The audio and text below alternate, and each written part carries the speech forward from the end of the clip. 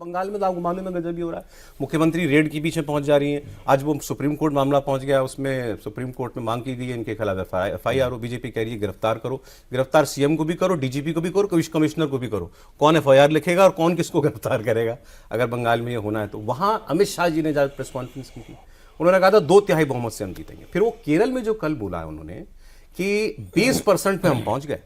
अब 15 साल से मैं चुनावी गणित लगा रहा हूं और 20% से 40% पहुंचने में 5 साल नहीं लगते। इस साल 2026 में बीजेपी का सीएम बनेगा, एक दावा उनका वहां ये हुआ। अच्छा, अभिषेक बैनर्जी उन्होंने एक दावा किया बंगाल में, उन्होंने कहा कि पूरा देश गेरुआ हो जाए, बंगाल नहीं हो सकता। तो ये सारे दावे जो हैं वो मैं आपको बता रहा हूं कि ये हो रहे हैं, तो इसकी हम लोग बात करेंगे। फिर एक बार आते हैं महाराष्ट्र के ऊपर। ये एक डेटा, मैं आप ही का एक प्रोग्राम सुन रहा था, अमिताभ जी का ही, उसमें ये डेटा आया था कि जैसे पिछला विधानसभा इलेक्शन हुआ तो यूबीटी को यानी उद्धव ठाकरे को 10% वोट मिले, राज ठाकरे को 1.5% वोट मिले लास्ट विधानसभा इलेक्शन में। लेकिन मुंबई में जब आ जाते हैं तो उद्धव ठाकरे के वोट 24% हो जाते हैं और राज ठाकरे के वोट 7% हो जाते हैं। तो ये 31% वोट है, ये विधानसभा का वोट है, इसमें लुटपिट गया पूरा विपक्ष। उसमें भी स्टिल जो प्रदीप जी ने कहा कि अब ब्रांड में ताकत नहीं है, आप मानते हैं? देखिए, ये जो वॉर है इसके 3 फेजेस हो चुके हैं। राउंड 1 लोकसभा चुनाव यूबीटी के फेवर में गया। राउंड 2 विधानसभा चुनाव एकनाथ शिंदे के फेवर में गया। राउंड 3 जो अभी नगर पंचायत और म्यूनिसिपैलिटीज के चुनाव हुए उसमें भी एकनाथ शिंदे के फेवर में गया। अभी राउंड 4 सॉर्ट ऑफ इलेक्शन है, ठीक है। मुंबई जो है वो ठाकरे ब्रांड का गढ़ है, अभी आपने वोट शेयर में ही बता दिया। 12% वोट शेयर पूरे राज्य में था जिन 2 पार्टियों का, उनका 31% वोट शेयर है मुंबई में। बट इसका एक कारण भी है। इसका कारण है कि महाराष्ट्र में सबसे ज्यादा मुस्लिम आबादी 21% मुंबई जोन में, और पिछली बार अलायंस था तो लगभग 70% से अधिक मुस्लिम समाज ने यूबीटी के कैंडिडेट्स को भी वोट दिया था विधानसभा में। लोकसभा में भी दिया था और विधानसभा में भी दिया था।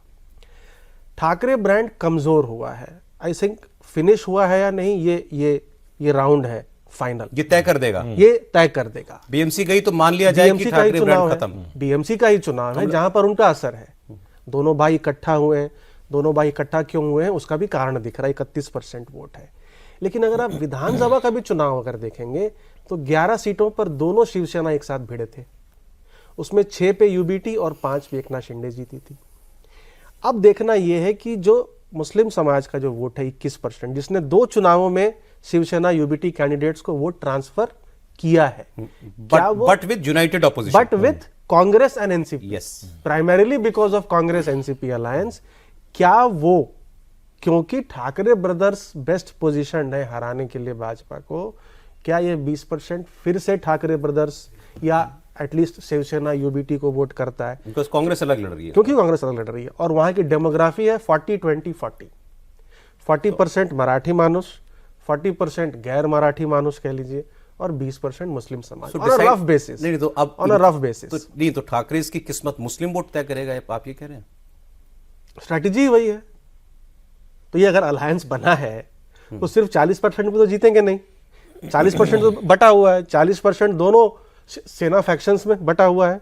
अगर हम कम भी मान लेते हैं, एकनाथ शिंदे की पार्टी को मान लेते हैं कम है, उनका ही ज्यादा है मानते हैं, लेकिन 40% जो गैर मराठी वोट है, अब कल जो स्पीच है उससे साउथ इंडियन कम्युनिटी और नॉर्थ इंडियन कम्युनिटी, जो राज ठाकरे बोले, अब तो और भी कंसोलिडेशन और पोलराइजेशन होगा ना।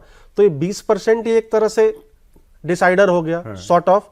और ठाकरे ब्रदर्स की स्ट्रैटेजी है कि ये 60% हम कंसोलिडेट कर ले, चुनाव है। लेकिन ये बात आपने अच्छी याद दिला दी देवेंद्र, कितनी क्लियर है, मतलब स्ट्रैटेजी वाइज अगर देखें, क्या डायलॉग थे राज ठाकरे के, उठाओ लूंगी बजाओ पूंगी साउथ इंडियंस को, ये बाला साहब ठाकरे का, ये कल राज ठाकरे ने बोला। फिर नॉर्थ इंडियंस के लिए बोला कि हिंदी से प्रॉब्लम नहीं है, हिंदी थोपोगे तो लात मार के भगा देंगे। तो जो आपने बोले गैर मराठी, तो गैर मराठी 40% तो उनको चाहिए ही नहीं, मतलब सिंपल ना, करेक्ट। उनको 40% मराठी वोट और 20% मुस्लिम वोट, फियर फैक्टर से ये, हाँ, ये इस 60% में उनको क्लियर, वो बिल्कुल क्लियर है। और वो उसकी कंसोलिडेशन के लिए उन्होंने ये सारी बातें कल एक दिन पहले कह भी दी हैं। लेकिन फिर भी मुझे पता, अभी और सर्वे खुलेगा तो आपको ज्यादा पता लगेगा, सब जगह यही कह रहे हैं कि कोई कॉन्टेस्ट नहीं है बीएमसी में, मतलब बीजेपी शिंदे आप वे अहेड है। हाँ, ये तो नज़र आ रहा है, और ग्राउंड में किसी बात कीजिए तो ये बात समझ में आ रही है। और उनकी जो कोशिश नज़र आ रही है सौरभ, जैसे राज ठाकरे का वो बोलना, ऐसा तो है नहीं ना कि ऑफ द कफ रिमार्क्स हुए, गलती से बोल गया। एकदम सोची समझी स्ट्रेटजी के तहत, संयुक्त गठबंधन के दल के तहत आप एनसीपी भी वहाँ पे मौजूद थी, उद्धव ठाकरे और ये तीनों जब बोल रहे हैं, मकसद ये है कि पहली बात तो ये कि लगभग जो 35-36% मराठी वोटर्स हैं वहाँ पे, ठीक, मुंबई की बात कर रहे हैं हम लोग, उनमें जो वोटिंग परसेंटेज होता है वो बहुत हाई होता है अच्छा, लोकल बॉडी इलेक्शन में। जो नॉन मराठी हैं वो लोकल बॉडी इलेक्शन में इनकी संलिप्तता वोट करने के मामले में मराठियों जैसी एग्रेसिव नहीं होती, ठीक। तो अब उससे आप समझ सकते हैं कि मराठी वोटर्स का इंपॉर्टेंस कितना ज़्यादा है। दूसरी चीज़ ये है कि मराठी वोटर्स के अगर लिहाज से बात करें तो एकदम लगभग तय मानिए कि इवेनली बैलेंस्ड है। अच्छा, अब उसके मन में वो ठाकरे वाली लॉयल्टी नहीं होती? बिल्कुल नहीं। अच्छा। वो आप सोचो ना कि जो 54 कॉर्पोरेटर उद्धव ठाकरे के साथ जीत के आए थे वो अब शिंदे के साथ हैं, उनमें से अधिकांश मराठी हैं। बीजेपी ने भी बहुत सारे मराठी को टिकट दिया है, शिंदे ने तो दिया ही दिया है। 84 जीते थे ना इनके, शिवसेना के उनमें से 54, हाँ, 84 में से 54 अब शिंदे के साथ है, और में से अधिकांश मराठी हैं। ओके।